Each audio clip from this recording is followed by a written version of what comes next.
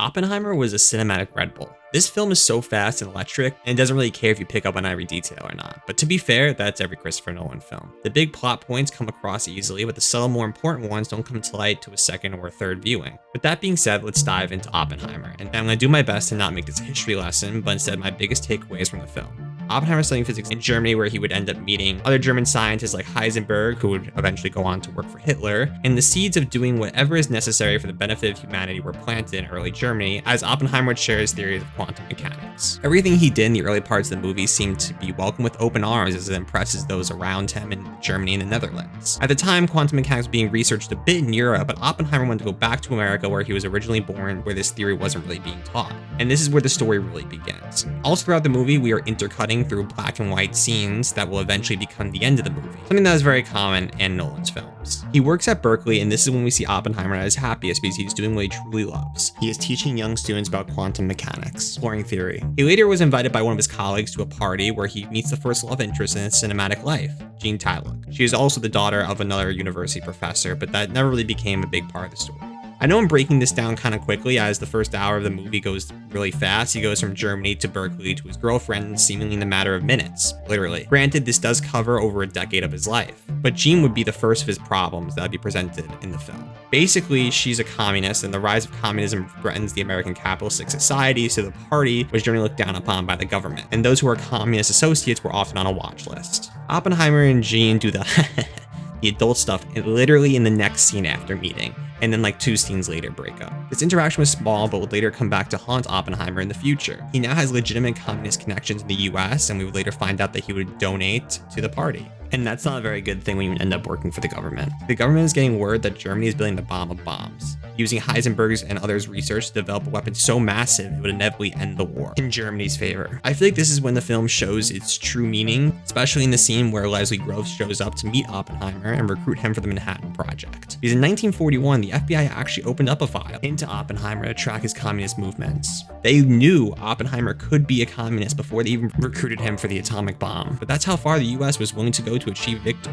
And that's what you constantly ask yourself in this film. The US had to do something to stop the Germans. So they turned to the best scientists to lead the efforts to building the bomb faster than Germany could. This idea would travel through Oppenheimer's perspective through the rest of the film. Every decision he makes now has consequences, either now or later. Even when he decides to marry a woman named Kitty, who is also a former communist, he would have to answer for that later. Right now, the US government has sent General Leslie Groves to be a kind of babysitter for Oppenheimer and his staff. You could tell throughout the rest of the film that a lot of people are in on this assignment. Oppenheimer is fairly unaware at first, but he would later become a person of interest. A scene where he meets Boris Pash, another US officer, is more openly interested in Oppenheimer's communist relation. Basically, all of Oppenheimer's staff and himself are all very closely monitored throughout this process. And throughout the entire film, we are intercutting back to black and white, where Oppenheimer's deposition with some of his co-workers would continue decades later. This part of the film is where casuals might lose a little bit of interest, especially if you've never seen a Christopher Nolan movie before. As I've said before, Nolan loves to manipulate time. He's an aggressive filmmaker that confuses and circumvents your expectations on your first viewing. He's not going to slow down and wait for you to understand the story, the same way time doesn't slow down for anyone. Once Oppenheimer begins to gather his colleagues and begin to theorize the splitting of the atom, the major thorn of the film is awakened. In the simplest of terms, he discovered that if the bomb were dropped, it would create a chain reaction that would light the atmosphere on fire, thus ending all life on Earth. Another example of how far you're willing to go to achieve victory. Beyond the morals of killing hundreds of thousands with blasts, you could also end the world. After consulting Albert Einstein and some others, he is determined that is a 1% chance that this would happen.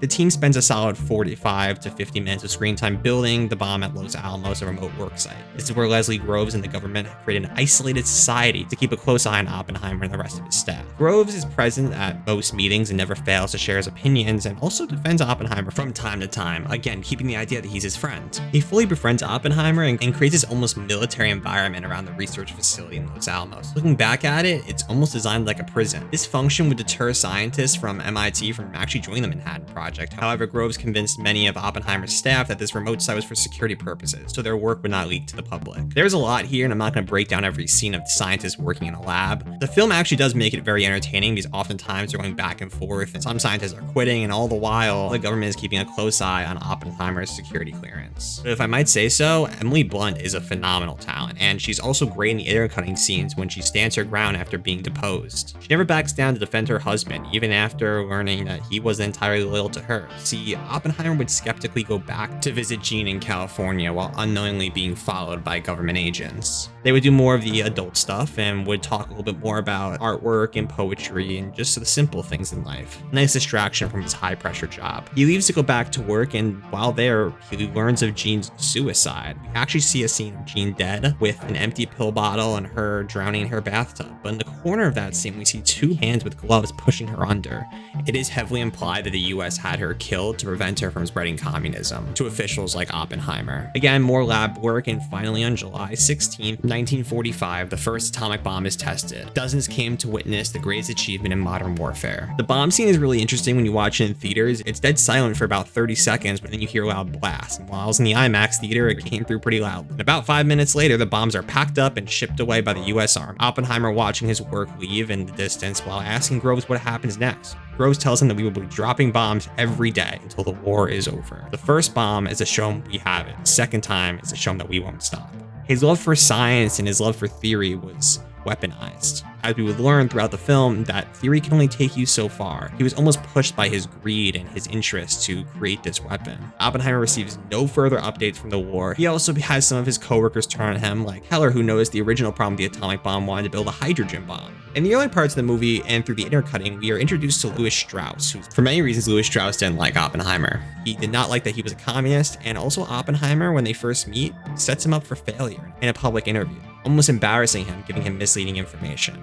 We find out that one of the scientists that Oppenheimer has hired is actually a communist spy. Every decision has led to this moment. His deposition, because we find out that Russia also has an atomic bomb after radar sensors picked up nuclear testing. And Strauss was pissed off because no one else was supposed to know how to build it this quickly. It only happened because Oppenheimer had that spy in his office. The prosecution wanted to revoke Oppenheimer's security clearance and label him as an active communist. Between the communist spy at Los Alamos and his wife's former party relations, Jean's former party relations, as well as his own contributions, Oppenheimer stood no chance. Strauss made a file of all of his wrongdoings and gave it to the prosecution and the moderators, but not Oppenheimer's defense. Some of his coworkers like Teller ended up turning on him. At the end of it, Oppenheimer's security clearance was revoked in 1954. However, Strauss wouldn't get off that easy. He would still be so mad at Oppenheimer and honestly be kind of menacing towards the end. Oppenheimer would hit him as his nomination for the presidential cabinet would be denied, as it would come out that Strauss was the one that set up for Oppenheimer's downfall. Like I said, this film challenges a lot of your ethical beliefs. Are you willing to partner with someone who is a security risk to yourself, to your country, in order to win a war overseas? But it doesn't really focus on the military's point of view. It doesn't really focus on many of the politics' point of view. This film strictly follows Oppenheimer's perspective. Every time he gets blindsided, unless you're a history buff, we're mostly blindsided.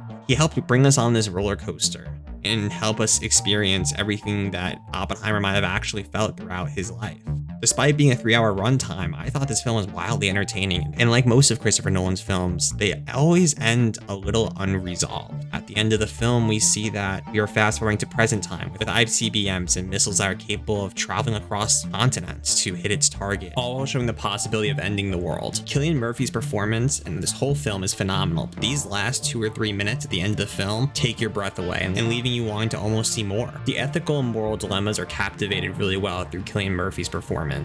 Him and the rest of the cast, Emily Blunt, Matt Damon, and the other cameos that we saw really made this film tied together nicely. Let me know what you thought of Oppenheimer. I personally think it'll win Film of the Year and hopefully go on to be a classic story.